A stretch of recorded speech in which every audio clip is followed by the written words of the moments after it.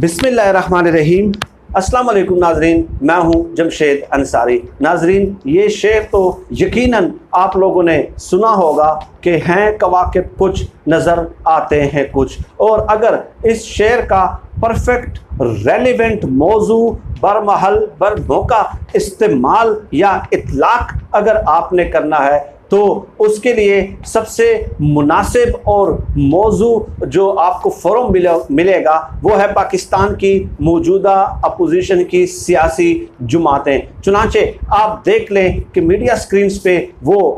एक दूसरे के हाथों में हाथ डालकर और कंधों पे हाथ रख के हंसते खिलखिलाते हुए प्रेस कॉन्फ्रेंसेस कर रहे होते हैं और अपने वोटर्स और सपोर्टर्स को ये उम्मीद दिलाने की कोशिश करते हैं कि हम आप लोगों के हक के लिए, अवामी हुकूक के लिए और आप लोगों की मुश्किलात और मसाइब और वालाम कम करने के लिए जो है ना सड़कों पे निकल रहे हैं और मुज़ाहमती तहरीक की शुरुआत करने वाले हैं। लेकिन दूसरी तरफ जब इन अपोजिशन की सियासी जमातों की अपनी पार्टी मीटिंग्स होती हैं तो ये एक दूसरे पे गरज बरस रहे होते हैं और एक दूसरे के ऊपर तनकीद व तनकीस कर रहे होते हैं और एक दूसरे को बुरा भला कहते हैं और एक दूसरे को मुनाफिक, झूठा और धोखेबाज कह रहे होते हैं। ये उनके पार्टी की अपनी मीटिंग्स जो होती हैं, मैं उनका अहवाल बता रहा हूं। चुनाचे एक तरफ तो अपोजिशन की सियासी जमातें फ़ोन कॉल करके एक दूसरे को और अपने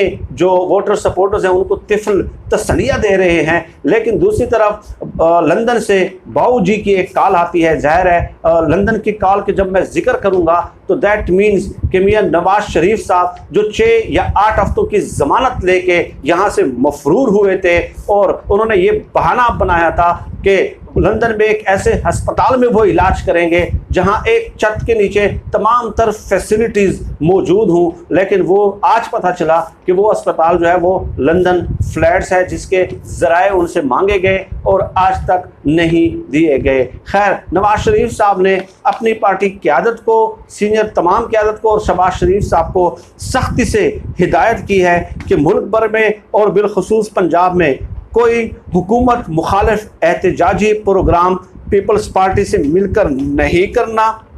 पीपल्स पार्टी पंजाब में मर चुकी है और उन्हें साथ मिलाकर हमने उसे दोबारा जिंदा नहीं करना, उसका रिवाइवल नहीं करना, अहया नहीं करना। ये गलती हरगिज़ नहीं करनी। ये नवाज शरीफ साहब ने उन्हें पैगाम भिजवाया है और साथ ही साथ ये भी पैगाम भिजवाया है कि पीपल्स पार्टी की क़यादत पर किसी सूरत एतबार नहीं किया जा सकता और आसिफ जरदारी इमरान खान से ज़्यादा ख़तरनाक हैं, ज़्यादा मकार हैं, चालाक हैं। वो मौके को अपने हक़ में इस्तेमाल करना जानते हैं। ये नवाज शरीफ साहब ने उनको पैगाम भिजवाया है और इसके अलावा उन्होंने ये भी पैगाम भिजवाया है दोनों के फजल उल रहमान साहब पे भी कोई एतबार नहीं किया जा सकता और कोई ऐसा इक़दाम नहीं करना और मुज़ाहमती तहरीक शुरू करने का आपने तसव्वुर तक भी नहीं करना कि जिसकी वजह से पीपल्स पार्टी और फजल रहमान साहब को जो है वो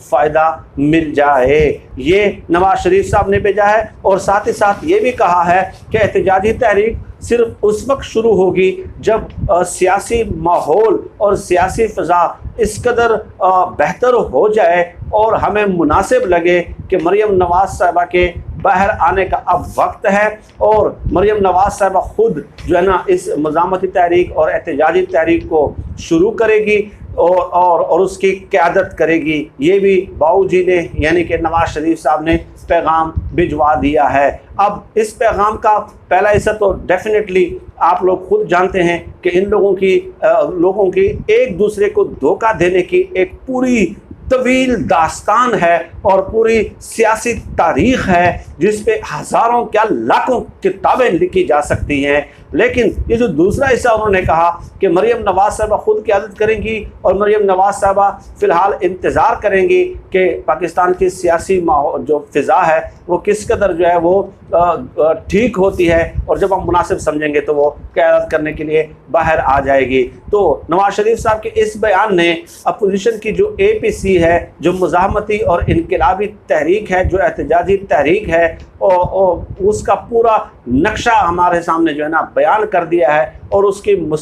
मुस्तकबिल की हैसियत भी आप लोगों के सामने खुलकर बयान हो गई है कि ये इस APC ने अब कुछ नहीं करना। और मौलाना फजल रहमान साहब और बलावल भुट्टो जो है उनके ऊपर यूँ समझ लें कि उनको 440 वोल्ट के झटके मिल चुके हैं और ख़ुद शहबाज शरीफ साहब को भी मिल चुके हैं। नाज़रीन, ये भी आप ज़रा गौर कर लें और नोट फरमा लें कि शहबाज शरीफ साहब जब वापस आए तो उस वक्त उन्हें कहा गया कि वो कोरोना का इलाज है या जो भी है, खैर उसके बाद वो कोरोना की बीमारी का शिकार हो जाते हैं, टेस्ट करते हैं और उसके बाद वैसे ही वो पहले दिन से ही एक कमरे में दबक कर मास्क लगाकर लैपटॉप के सामने वो खुद अपनी ज़ाती हैसियत में उन्होंने अपने लिए एक कैद तजवीज़ कर ली थी। वो तो पहले ही दबक के बैठे हुए थे, लेकिन कोरोना के दिनों में आर्मी चीफ जनरल कमर बाजवा साहब ने उन्हें कॉल की, उनकी खैरियत दरियाफ्त की। तो जैसे ही कॉल होती है उसी दिन ही नवाज शरीफ साहब जो लंदन के एक पार्क में वहाँ पे चहलकदमी करते हुए उनकी तस्वीर आप लोगों ने देखी कि सोशल मीडिया पे जारी की गई। वो ये पैगाम था कि आप शहबाज शरीफ साहब से राब्ते कर रहे हैं, मैं भी तंदुरुस्त हूँ, मैं भी ठीक हूँ और मेरी सेहत अब भी माशाल्लाह मैं हट्टा कट्टा हूँ। वो तो वैसे ही 6-8 हफ्तों की जो ज़मानत थी वो तो वैसे ही एक ड्रामा था बाहर फरार होने का, तो ये हमारी तारीख़ है। तो नवाज शरीफ साहब ने उस वक्त गोया जनरल कमर जावेद बाजवा को ये पैगाम देने की कोशिश की कि शहबाज शरीफ से नहीं, मुझसे रब्ता करें, मैं आज भी आपकी खिदमत के लिए तैयार हूँ। और आज शहबाज शरीफ साहब दिन रात लान तान बर्दाश्त करने के बाद 3-4 महीने बाद अपना सेल्फ क्वारंटाइन ख़त्म करने के बाद जब फिर 1-2 प्रेस कॉन्फ्रेंसेस करते हैं और बाहर आते हैं तो नवाज शरीफ साहब एक बार फिर पैगाम जारी कर देते हैं कि क़यादत मरियम नवाज करेगी और आप लोगों ने एहतजाजी तहरीक में शामिल नहीं होना। तो ये शहबाज शरीफ साहब जो है उसको बैकफुट पे धकेलने की कोशिश है। और वैसे भी आप शहबाज शरीफ साहब जो है ना वो मज़ामती तहरीक और इनकलाबी तहरीक न नवाज शरीफ शुरू कर सकते हैं न शहबाज शरीफ शुरू कर सकते हैं, लेकिन एक इंटेंशन मैं आपको बता रहा हूँ कि इनकी पार्टी के अंदर अंदरूनी तौर पे किस कदर तकसीम मौजूद है। और नाज़रीन, इस सूरत हाल से यकीनन इमरान खान साहब की हुकूमत के लिए ये बहुत पॉजिटिव कंस्ट्रक्टिव डेवलपमेंट है। और वैसे भी इमरान खान साहब को पहले से ही इल्म था कि अपोजिशन की ये सियासी जमातें जो हैं वो कोई एहतजाजी तहरीक शुरू नहीं कर सकती। तो इमरान खान साहब के लिए मौका है कि वो इस मौके को इस्तेमाल करते हुए, जबकि उनके मुखालिफ कोई हरीफ ही नज़र नहीं आ रहा, वो अपनी परफॉर्मेंस पे फुल अटेंशन दे, तवज्जो दे, ताकि आवाम को रिलीफ मिल सके, आवाम को सहूलियात मिल सके। और आवाम को रिलीफ मिलेगा तो डेफिनेटली इसका जो इम्पैक्ट होगा नेक्स्ट इलेक्शन पे, इसका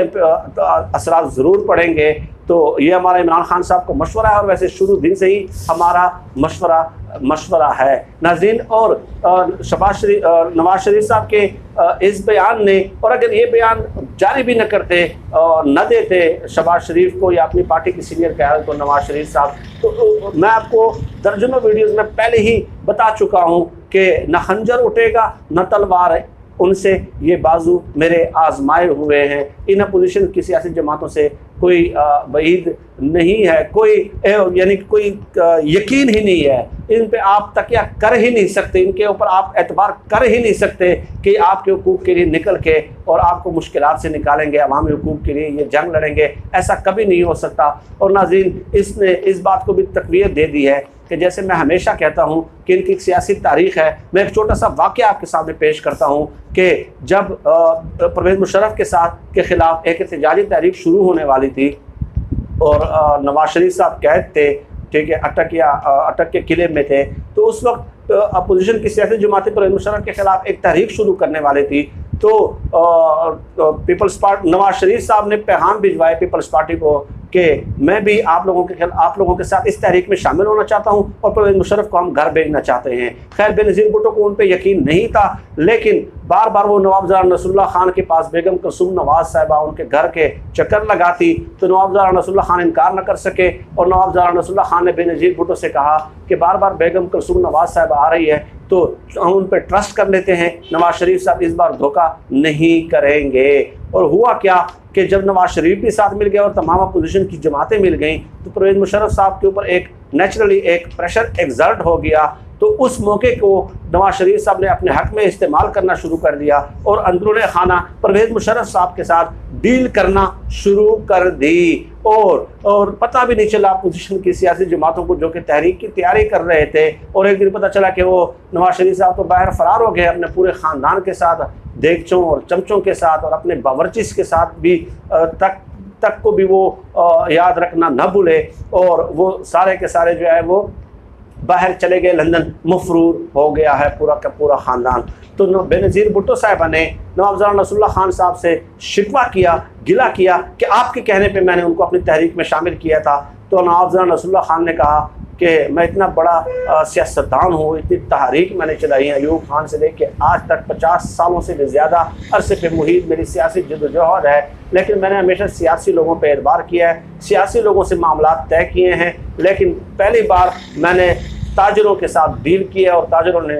ने अपनी औकात मुझे याद दिला दी है। तो ये अपोजिशन की सियासी जमातों का मुस्तकबिल है, ये कभी भी इकट्ठे नहीं हो सकते। 6 महीने का तो मैंने आपको टाइम दिया था कि मज़ामती और एहतजाजी तहरीक शुरू नहीं कर सकते। एक दूसरे को धोखा देने की तारीख़ है, उसकी पुरानी आदत है, ये एक दूसरे को टिफल तसलियाँ देते हैं और अपने आप को पॉलिटिकली रेलेवेंट बनाने के लिए प्रेस कॉन्फ्रेंसेस करते हैं और मीडिया टॉक शोज़ में शरीक होते हैं, क्योंकि अगर वो ऐसा नहीं करेंगे तो उनकी सियासत हमेशा के लिए ख़त्म हो जाएगी। बस सिर्फ ये प्रेस कॉन्फ्रेंसेस करके और मीडिया टॉक शोज़ तक महदूद करके अपने अवाम को तिफल तसलिया देना है और सिर्फ अपने प्रेस कॉन्फ्रेंसेस और मीडिया टॉक के ज़रिए जो है वो अगले इलेक्शन में वोट हासिल करना चाहते हैं। नाज़रीन, आज के लिए इतना ही। इस मौजू पे मज़ीद बात होती रहेगी। आप सब लोग अपना बहुत बहुत ख्याल रखिएगा और मुझे अपनी दुआ में ख़ुसूसी तौर पर याद रखिएगा। अल्लाह हम सब का नासिर और पाकिस्तान।